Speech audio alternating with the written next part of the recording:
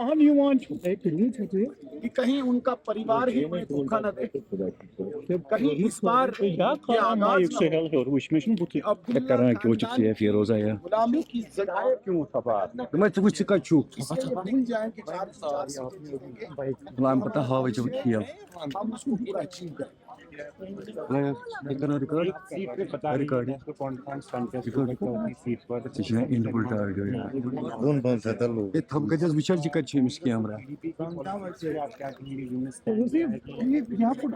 कांग्रेस को मैं कोई पार्टी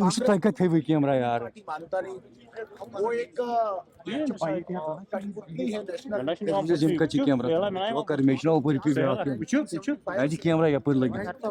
में जब कांग्रेस की पूरी यहाँ पे सरकार बनी थी,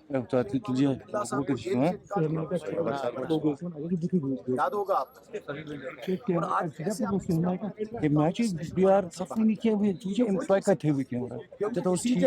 अब्दुल्ला साहब ने किया है, फारूक अब्दुल्ला साहब ने किया, उमर अब्दुल्ला साहब ने किया है, और जो डिसीजन फारूक अब्दुल्ला उमर अब्दुल्ला साहब ने किया है वो डिसीजन कांग्रेस के यहाँ पे ओहदेदारों को मानना पड़ता है। वो कितनी भी लाख कोशिशें करे, बड़ी कोशिश की थी यहाँ पे चिटपिटाने की,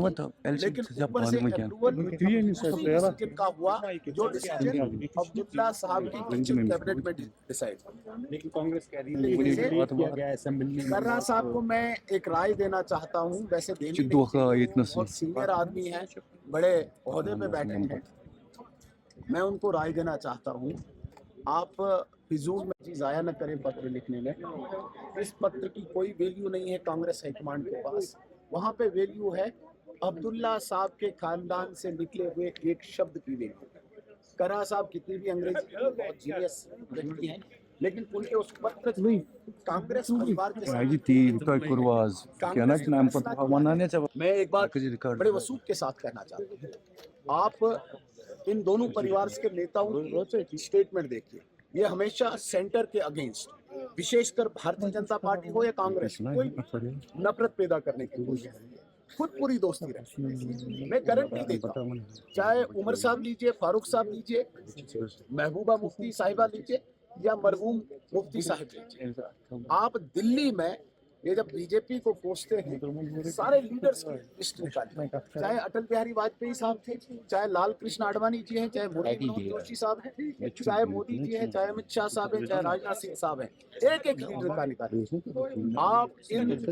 परिवारों के इन बड़े बड़े लीडर्स को पूछिए, क्या आप दिल्ली जाके इनसे नहीं मिलते, क्या आप चाय नहीं पीते, क्या आप लंच नहीं करते? तो यहाँ आके बीजेपी कैसे नापाक हो जाती है आपके लिए, वहां पे आप लंच डिनर भी करते हैं, यहाँ पे कैसे नापाक हो जाती है?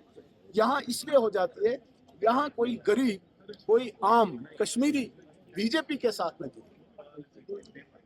क्योंकि तमसी चाय का छत्तीसगढ़ हराम, अगर ये चेना मेनिश का कोशर चाय से गए हराम, ये मगर दिल गस सानन बड़न लीडर निश बात खे सुनील जी कैसे देखते हैं आप बीजेपी और दूसरी तरफ